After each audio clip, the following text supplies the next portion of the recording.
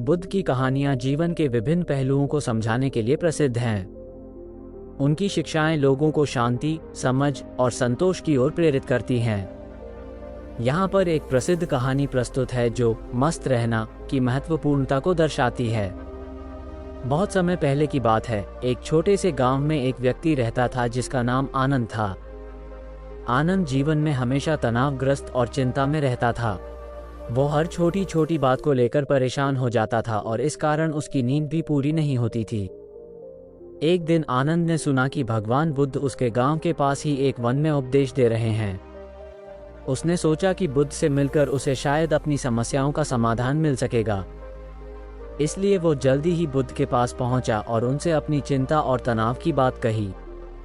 बुद्ध ने आनंद की बातें ध्यान से सुनी और फिर बोले, आनंद, तुम आज रात हमारे साथ यहीं पर ठहरो। कल सुबह मैं तुम्हारे सवाल का जवाब दूंगा। आनंद ने बुद्ध की बात मान ली और वहां ठहर गया। अगले दिन सुबह बुद्ध ने आनंद को बुलाया और कहा, आनंद, तुम आज मेरे साथ वन में चलो। आनंद ने स्वीकृति दी और दोनों वन की ओर चल पड़े। चलते चलते बुद्ध ने आनंद से कहा, आनंद, तुम्हें क्या दिख रहा है? आनंद ने चारों ओर देखा और कहा, मुझे वृक्ष, पक्षी और सुंदर प्राकृतिक दृश्य दिख रहे हैं। बुद्ध ने मुस्कुराते हुए कहा, अब तुम ये बताओ कि तुम इन चीजों को देखकर कैसा महसूस कर रहे हो?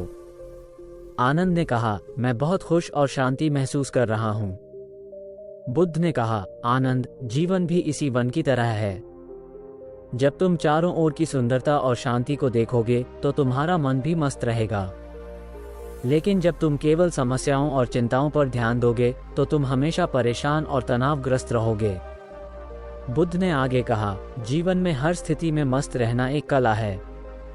जब तुम अपने मन को शांति और सकारात्मकता की ओर मोड़ोगे तो तुम्हें जीवन की हर छोटी बड़ी चीजों में आनंद मिलेगा। समस्याएं जीवन का हिस्सा हैं, लेकिन उनसे परेशान होकर अपना मन और शरीर खराब करना सही नहीं है। आनंद ने बुद्ध की बातों को गहराई से समझा और उसने प्रतिज्ञा की कि वो जीवन में हमेशा मस्त रहने की कोशिश करेगा। वह अपने मन को शांति और संतोष की ओर मोड़ने का प्रयास करेगा। बुद्ध की यह कहानी हमें ये सिखाती है कि जीवन में समस्याएं और चिंताएं हमेशा रहेंगी, लेकिन अगर हम अपने मन को शांति और सकारात्मकता की ओर मोड़ें तो हम मस्त रह सकते हैं। हमें हर स्थिति में जीवन की सुंदरता और शांति को देखना चाहिए और अपने मन को संतोष की ओर ले जाना चाहिए। बुद्ध की यह शिक्षाएं हमें ये याद दिलाती हैं कि मस्त रहना हमारे अपने हाथ में है। हमें अपनी मानसिकता को सही दिशा में मोड़कर जीवन को आनंद और शांति से जीना चाहिए।